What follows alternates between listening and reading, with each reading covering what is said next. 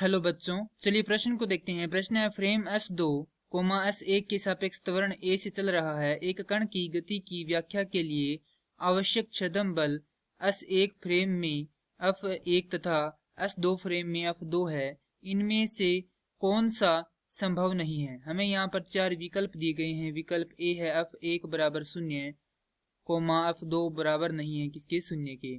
विकल्प बी है F1 बराबर नहीं है 0 के, F2 बराबर है 0 के। विकल्प सी है F1 बराबर नहीं है 0 के और F2 बराबर नहीं है 0 के। विकल्प डी है F1 बराबर है 0 के और F2 भी बराबर है 0 के। तो प्रश्न को आगे हल करें। जो प्रश्न की मुख्य अवधारणा है उस पर विचार करते हैं। तो इस प्रश्न के लिए जो मुख्य अवधारणा है वह हो जाएगी छद्म बल। तो वह आभासी बल जो सभी द्रव्यमानों पर गतिमान अजड़त्वीय निर्देश तंत्र के सापेक्ष लगता है, छद्म बल कहलाता है।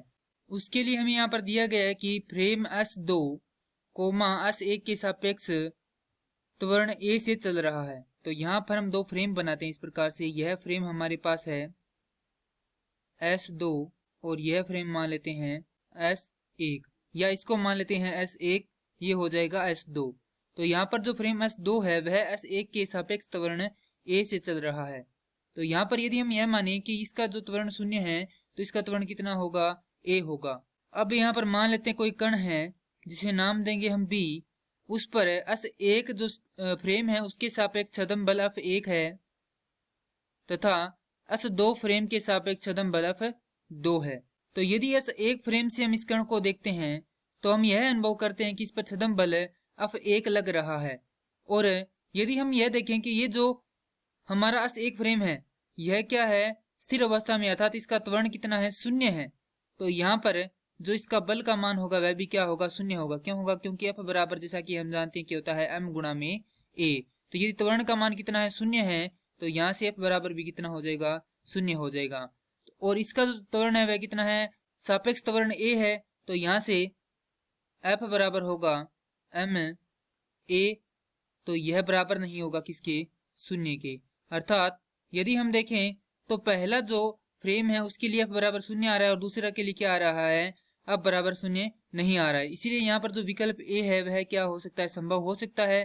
तो यह विकल्प हमारा नहीं होगा इस प्रश्न के लिए सही। अब विकल्प बी की जांच करते हैं कि F1 बराबर नहीं 0 के और F2 बराबर हो 0 के। अर्थात F1 बराबर नहीं होने का अर्थ यह है कि मान लेते हैं कि जो हमारा फ्रेम 1 है अर्थात S1 है वह क्या है? किसी त्वरण A से गतिमान है। और जो हमारे पास S2 फ्रेम है उसका त्वरण मान लेते हैं ऋणात्मक A है। तो यदि इसमें ये दोनों जोड़ते हैं तो हमारे पास जो S2 है इसका त्वरण कितना आ जाएगा? 0 आ जाएगा, क्योंकि ये सापेक्ष त्वरण है इसका A।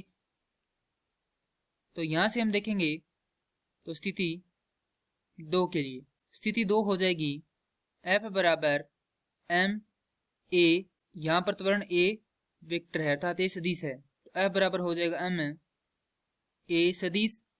और यहां से F बराबर हो जाएगा M गुणा में, चूंकि इसका क्या है? ये सापेक्ष त्वरण है तो इसका त्वरण कितना होगा? पहले A सदिश घटाव में A सदिश, क्योंकि इन दोनों का योग होगा। तो यहां से F बराबर आ जाएगा M गुणा 0, अर्थात ये हो जाएगा 0 के। तो ये तो 0 के बराबर नहीं है। और जो F यहाँ पर इनको नाम देते हैं, ये है F1, ये है F1, ये भी F1 है, ये F2 है और ये भी F2 है। तो F2 तो बराबर है 0 के, F1 बराबर नहीं है किसके?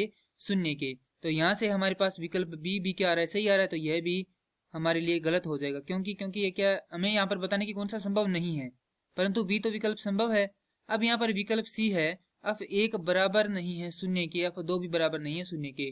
तो यहाँ पर हम देखते हैं स्थिति 3 के लिए कि यहाँ पर जो कण है, माफ कीजिए, जो फ्रेम S1 है वह किसी त्वरण A से इस तरफ गतिमान है। उसी प्रकार यहाँ पर जो सापेक्ष त्वरण A सदिश है और जो S2 फ्रेम है वह भी क्या है? गतिमान है। तो यहाँ पर हमारे पास F बराबर आएगा, F1 बराबर आएगा M गुणा में A और F2 बराबर आएगा M गुणा में A योग में A बार। तो यहां से हम कह सकते हैं कि F1 बराबर नहीं है किसके? 0 के, और F2 भी बराबर नहीं है किसके? 0 के। तो ये भी क्या है? संभव है, अतः यह भी क्या होगा? गलत होगा। विकल्प 4 की जांच करते हैं। तो विकल्प 4 के अनुसार यहाँ पर क्या है? दोनों का त्वरण क्या हो? 0 हो। तो यह तो संभव नहीं है, क्योंकि यदि हम यहाँ पर इन दोनों जो फ्रेम है इनको स्थिर कर देते हैं, इनका अर्थात त्वरण कितना कर देते हैं, 0 कर देते हैं, तो यहाँ से हमारे पास ये कण भी क्या दिखाई देगा, हमें स्थिर दिखाई देगा, अर्थात इस पर कोई भी छदम बल कार्यरत नहीं दिखाई देगा। और छदम बल के लिए हम देख सकते हैं कि यहाँ पर हमारे पास जो फ्रेम है वह क्या होनी चाहिए, अजड़त्वीय निर्देशांतर के अंदर होनी चाहिए। तो यहाँ से हो जाएगा चतुर्थ कि F1 बराबर हो 0 के और F2 बराबर हो 0 के, यह संभव नहीं है। अतः जो प्रश्न के लिए सही उत्तर है वह हो जाएगा विकल्प डी। मैं आशा करता हूं कि यह प्रश्न आपको समझ में आया होगा। धन्यवाद।